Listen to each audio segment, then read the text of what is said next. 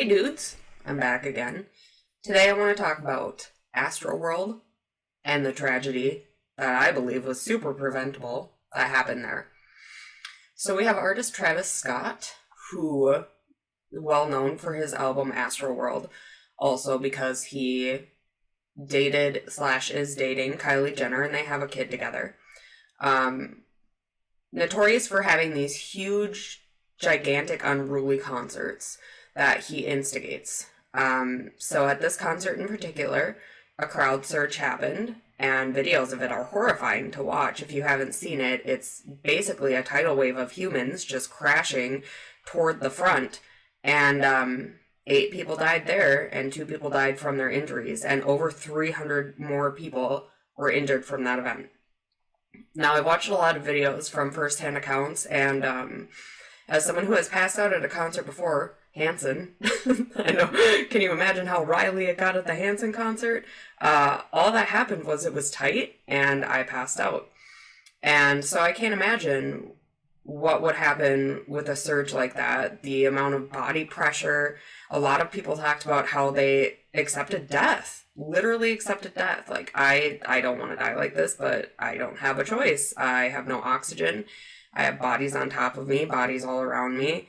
People are passing out left and right, unconscious, and some people are dead. So what it basically boils down to is whose fault is this, right? When I first looked at this, I really tried to give Travis Scott the benefit of the doubt. Like, really tried to give it to him. I looked into who he was as a person before I looked into any of this stuff. And he has an organization called Cactus Jack, which has done a ton of good educational things for impoverished communities and a lot of other things as well. However, Travis has a history of this happening. This isn't the first concert that has had a crowd surge like this where people got injured.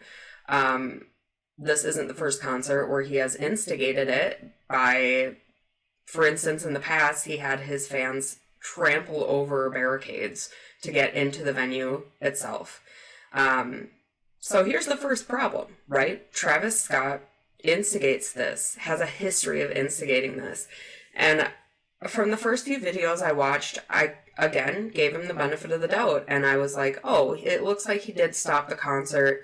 You know, it looks like this might be taken out of context. There was one I saw where he was telling them to put their middle fingers up, and people were saying it was towards the ambulance, which I don't think it was. But at the same time, I saw a very clear picture of videos spliced together that kind of show beginning to end of the incident. And Travis Scott absolutely made this worse. He didn't stop the show at all. When the ambulance came, he did stop the show for half of a second when he saw that someone was passed out, and he's like, back up, let's get him out of there. But an ambulance was in the crowd, and fans were literally on top of it dancing, which at this point, I don't understand how people could not realize what was happening, even if they weren't in that section of the crowd surge, because the people in that section were literally screaming, stop the show, help me, help us. 2 people got up on the stand where a camera guy was, and they were yelling at him to stop the show because people were dead. And nobody fucking listened. It literally took an hour for them to stop this show once the whole thing started. And the whole time, Travis Scott is saying things like, what is the wording he used exactly? It's something so provocative, rowdy or unruly or something to that extent. I can't remember.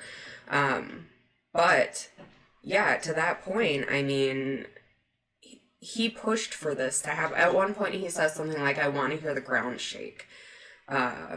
So it is my conclusion that he is responsible for this in a large way. The other people that I think are responsible for this is the organizers of the event. Apparently, people were sectioned off by, like, ticket tier, and this caused a number of people to be corralled into a certain area, and that, I guess, made it worse. Regardless, from what I read, the venue didn't even have max capacity at that moment. I don't know what kind of things can be done to prevent this, but I do know that it could have been prevented if they had the forethought to even look at the history of Travis Scott concerts where these kinds of things happen. The youngest kid that died was 9 years old. 9 years old. It's a whole nother debate of why was he there to begin with, but that's horrid. That is horrid. This kid has no life anymore because he went to one concert that he thought was going to be a great night. Two other weird things that I don't really see mentioned a lot. The first is that one security guard had initially said he felt a poke in his neck and then he went unconscious, which I guess is this thing called needle sticking or something like that. This really god-awful thing that people do, which first of all, if you've ever done drugs, you know that people usually aren't like just giving them out for free like that. But anyways, so that security guard said that, but then they like quickly scrubbed it, and as soon as he came back to, he said, no, that's not what happened, that's not what I said, or I don't even remember, but they scrubbed that. So that was really weird. And then the second thing is that Drake was part of this whole thing too, and I don't know why his name isn't anywhere in it. Like, the video I saw that was pretty much the whole set of Travis Scott, at the end Drake comes on and he's still saying, make the ground shake, give us an earthquake, whatever, you know. And then Drake comes out, and this is while all of this is happening.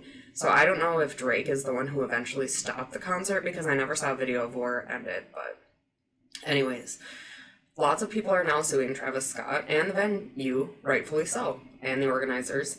One lawsuit is $2 billion. I think they have every right to do that and more.